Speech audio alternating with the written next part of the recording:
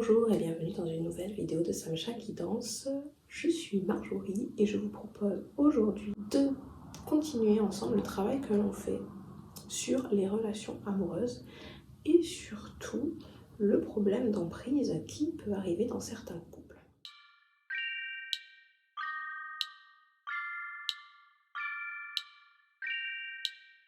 Parce que voilà, ça fait 1 an, 2 ans, 3 ans que vous avez quitté cette personne et pour autant, elle est toujours présente, elle est toujours là. Vous avez peut-être même entamé une nouvelle relation avec d'autres personnes, mais pour autant, vous pensez encore à l'ancienne. L'une des explications peut être justement que vous étiez sous emprise sans même vous en rendre compte. Comment se peut-il que l'on soit sous emprise et que l'on ne s'en rende pas compte? Tout simplement parce que l'on manque de confiance en soi et on imagine que finalement les raisons qui nous ont poussé à rompre le lien ou à rompre avec cette personne par le passé étaient des raisons externes, comme par exemple il ne m'amenait pas assez au cinéma, on ne sortait pas assez, alors que finalement c'était vraiment des raisons internes, des raisons où peut-être que la personne elle vous culpabilisait tout le temps, peut-être qu'elle était toujours en train de vous humilier devant vos parents, devant votre famille, devant des amis, peut-être aussi qu'elle se permettait finalement de faire des choses qu'elle vous interdisait, mais ça vous ne l'avez pas vu. Donc cette vidéo est faite pour vous et nous allons voir ensemble comment on peut détecter une fois que la relation est rompue, que l'on était bien ou pas sous emprise. Bien sûr, comme d'habitude, gardez votre libre arbitre, vous en aurez besoin, d'accord? Cette vidéo est un simple avis et je vous propose aujourd'hui des explications que vous devez adapter à votre propre situation.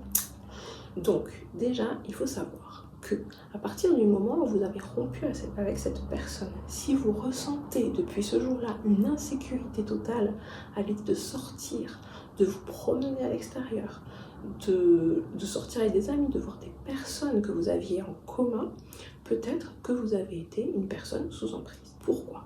Parce que la personne, en fait, parfois on peut appeler ce genre de personnes des pervers narcissiques.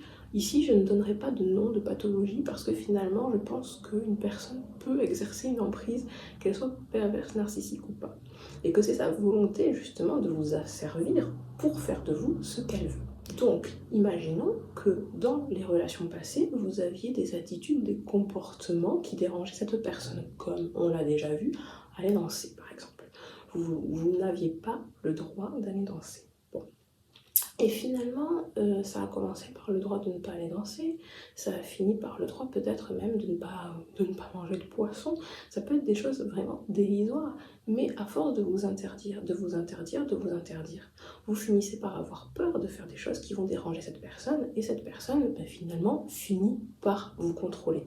Donc, à partir du moment où vous êtes sous son contrôle, vous avez l'impression que, également, rompre la relation doit venir uniquement de l'autre. Vous n'avez pas le droit, vous, de le faire. Vous n'avez pas le droit, vous, de le faire parce que cette personne aura réussi aussi à vous faire imaginer qu'elle était indispensable à votre vie, à vous faire imaginer que finalement, si elle n'est pas là, vous n'arriverez à rien. Du coup, cette insécurité que vous avez était tellement grandissante que le jour où vous avez rompu, finalement, parce que vous vouliez rompre, vous avez eu peur. Et vous continuez d'avoir peur. Vous continuez d'avoir peur finalement que cette personne vous retrouve, que cette personne vous harcèle, que cette personne finalement vous empêche de faire ce que vous voulez, sachant qu'elle vous empêchait déjà de faire ce que vous vouliez durant la relation. Donc déjà, ça peut être une première indication pour savoir si oui ou non vous étiez sous son emprise. Déjà, 1, vous vous sentez en insécurité permanente. 2, cette insécurité que vous ressentez par rapport à cette personne, parce que vous avez peur finalement qu'elle vienne, qu'elle vous agresse, qu'elle vous harcèle, eh bien elle se transforme carrément en anxiété sociale et vous n'arrivez plus à sortir de chez vous sans vous retourner, sans avoir toujours peur qu'elle soit derrière vous, sans avoir toujours peur qu'elle vous suive. Vous n'arrivez même pas à aller dans les endroits que vous avez fréquentés ensemble, de peur, que les personnes que vous côtoyez en commun puissent lui dire, puissent l'en informer. Et du coup, finalement, vous finissez par vous isoler totalement socialement, même des personnes qui ne le connaissent pas, parce que vous vous dites, peu importe où j'irai, il me retrouvera. Et ça, finalement, c'est un symptôme, d'accord ? C'est un symptôme. Dans certaines situations, effectivement, ça peut s'avérer vrai. Et dans ce cas, je vous propose de toute manière de vous rapprocher d'autorités compétentes en la matière. Par ailleurs, dans d'autres situations, c'est uniquement l'emprise qui parle. L'emprise qu'il a exercée sur vous finalement a des répercussions qui font que vous avez l'impression d'avoir fauté en quittant la personne et que du fait de cette faute, vous méritez, entre guillemets, d'être puni. Donc ça ne vous étonne même pas qu'elle vous suive, qu'elle vous harcèle ou qu'elle vous fasse du mal. Et donc on en arrive à la troisième possibilité pour comprendre si vous étiez sous emprise ou pas. C'est justement cette impression que vous êtes fautif. Vous n'avez pas bien agi en quittant la relation. Le fait de voir bien ou mal agi, ce n'est pas ça qui compte finalement dans une relation. Dans une relation, ce qui importe, c'est l'amour que vous ressentez pour la personne. Et également l'amour qu'elle vous renvoie. Si vous étiez dans une relation qui finalement ne dépendait que de vous, dans le sens que vous deviez la porter pour qu'elle continue, dans le sens que vous deviez passer outre les insultes, que vous deviez passer outre la violence, que vous deviez passer outre les nombreuses infidélités, finalement vous avez amoindri, baissé, étouffer votre estime de vous, votre confiance en vous, pour continuer finalement cette relation qui était vouée à l'échec à partir du moment où votre manière d'envisager le couple est différente. À partir du moment où vous voulez une relation monogame, à partir du moment où vous voulez une relation où il y a du respect, forcément que si la personne en face, elle ne vous donne pas ça, c'est forcément vous alors qui étouffez et qui vous étouffez, qui étouffez vos valeurs, qui étouffez votre amour propre, pour que cette personne reste, parce que vous avez peur qu'elle vous abandonne. Et c'est là encore que l'on revient sur la vidéo de la semaine passée. Et ce qui est incroyable, c'est que finalement vous êtes sous emprise, mais que vous avez peur de perdre cette emprise. Vous avez peur de perdre l'emprise que cette personne exerce sur vous. Parce que vous imaginez, et ça c'est la quatrième solution, vous imaginez finalement que cette emprise est finalement de l'amour. Vous imaginez qu'en fait, quand cette personne vous interdit de sortir, c'est parce qu'elle veut votre sécurité, c'est parce qu'elle vous aime, alors que finalement, la liberté doit être au cœur de chacune de nos actions. L'amour, le divin, veut des personnes libres, libres en fait, libres d'agir comme elles le souhaitent, libres de faire ce qu'elles veulent, et ensuite de comprendre ce qui est bon ou pas pour elles, et aussi pour l'humanité, bien entendu. Mais dans tous les cas, nous avons la loi universelle du libre arbitre qui confère à chacun le droit de faire ce qu'il souhaite.